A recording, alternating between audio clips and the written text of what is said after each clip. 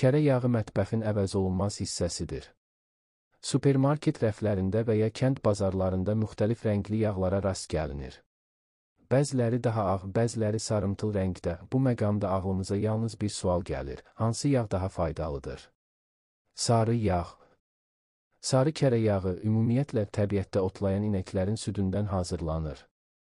Otlarda olan beta-karoten, A vitamininin xəbərçisi kərə yağına qızılı-sarı rəng verir. Daha təbii və qatqısız istehsaldan gəldiyi üçün yüksək qida dəyərinə malikdir. Ağ yağ. Ağ kərə yağı adətən ot, silos və ya hazırlanmış yemlə bəslənən inəklərin südündən hazırlanır.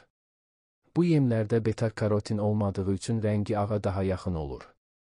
Enerji və yağ turşuları baxımından zəngindir, lakin sarı kərə yağı kimi A vitamini və antioksidanlarla zəngin deyil.